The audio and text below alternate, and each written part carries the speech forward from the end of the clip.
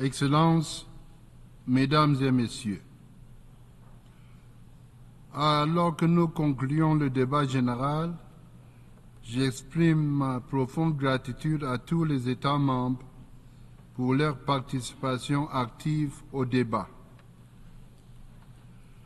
Les discussions que nous avons eues cette semaine illustrent le type de coopération multilatérale dont nous avons besoin pour relever les défis auxquels notre monde est confronté. En ce mois de septembre, nous nous sommes réunis pour le débat général dans une période particulièrement agitée. Les délégations ont souligné le défi pressant auquel nous sommes confrontés. L'accélération de l'histoire, l'accélération de la crise climatique, la lenteur dans la réalisation des objectifs de développement durable, l'extrême pauvreté qui ne faiblit pas, une architecture financière internationale inefficace, des inégalités persistantes entre les hommes et les femmes, un chômage de jeunes sidérant, ainsi que les effets néfastes de la transformation technologique et numérique. Tels sont les principaux défis qui ont émergé au cours de nos débats. Nous devons poursuivre sur la lancée du sommet de l'avenir qui vient de s'achever. Ce sommet a été marqué par l'adoption du pacte pour l'avenir et de ses annexes qui visent à revitaliser notre système multilatéral et la coopération internationale. Le pacte pour l'avenir, le pacte numérique mondial et la déclaration sur les générations futures apparaissent comme une promesse solide afin de propulser nos efforts vers la réalisation de l'agenda 2030 pour le développement durable. Notre pacte pour l'avenir s'attaque essentiellement à certains des défis qui entravent la coopération internationale depuis de nombreuses années. Certains de ces défis trouveront probablement des solutions grâce à l'application effective du pacte et de ses annexes. J'exhorte les États membres et toutes les parties prenantes à agir dans le sens d'une mise en œuvre effective du pacte pour l'avenir et de ses annexes. Mon bureau prévoit de mener un programme intensif de sensibilisation dans ce sens tout au long de la 79e session de l'Assemblée générale. Nous restons ouverts à tout conseil et à tout soutien pour faciliter nos actions. Excellencies, ladies and Excellences, Mesdames et Messieurs, nous nous réunissons à New York, mais des conflits violents font rage à Gaza, au Liban, au Soudan, en Ukraine. Malheureusement, la liste n'est pas exhaustive. Les conflits et les crises qui frappent les États membres des Nations Unies sont nombreux. Ces derniers jours, le monde a assisté à une escalade de la violence entre Israël et le Hezbollah au Liban. Cette escalade pourrait causer une déflagration dans toute la région du Moyen-Orient. En ce moment même, la paix au Moyen-Orient ne tient qu'à un fil. Des tensions existent partout dans la région, les incertitudes sont persistantes, des milliers de personnes ont perdu la vie. Beaucoup de personnes ont été déplacées. Les infrastructures ont été réduites à néant. Cela doit cesser immédiatement. Le monde ne peut pas permettre l'émergence d'une guerre totale dans cette région instable.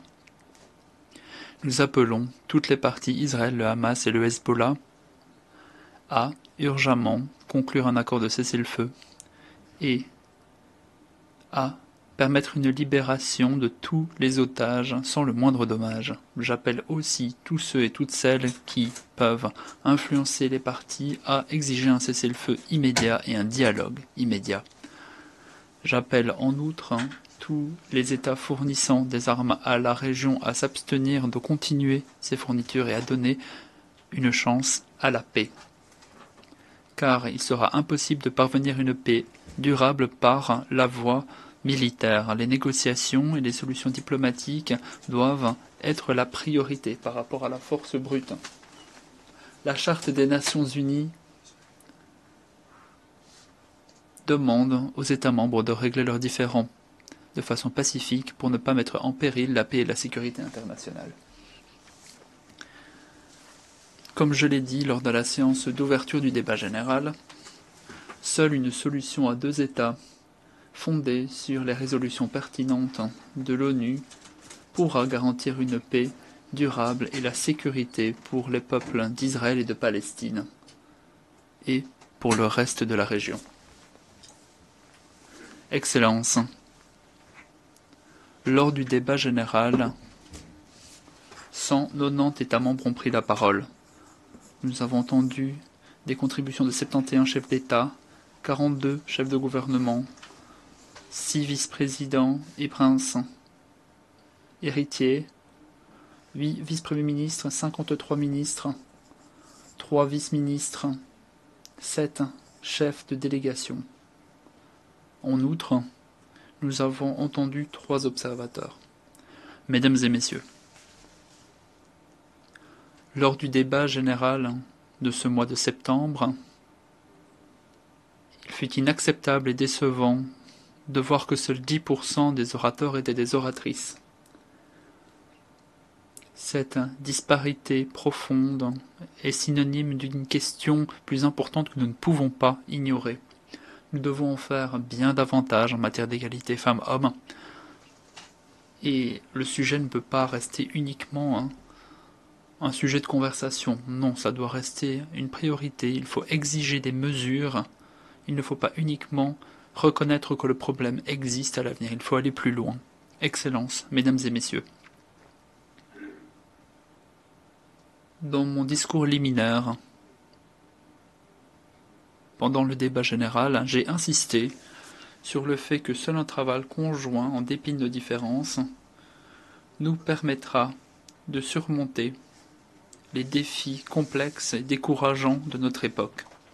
Seul le dialogue et l'action collective nous permettront de trouver des solutions qui nous bénéficient à toutes et à tous. Le thème que j'ai choisi pour la 79e session de l'Assemblée générale, Unis dans la diversité, agir ensemble pour la paix, le développement durable et la dignité humaine des générations présentes et futures, ne laissez personne de côté. Ce thème n'est pas qu'un cap, non, c'est un appel à l'action. Le thème nous rappelle que c'est notre diversité qui fait notre force, notre capacité à nous unir, à unir les parties prenantes autour de nos objectifs communs font la différence. Avançons, ensemble, main dans la main, mus par cet esprit d'unité et de responsabilité partagée. Continuons à nous mettre à pied d'œuvre, avec pour but clair d'établir un avenir juste en paix et digne pour toutes et tous. Je vous remercie de votre attention.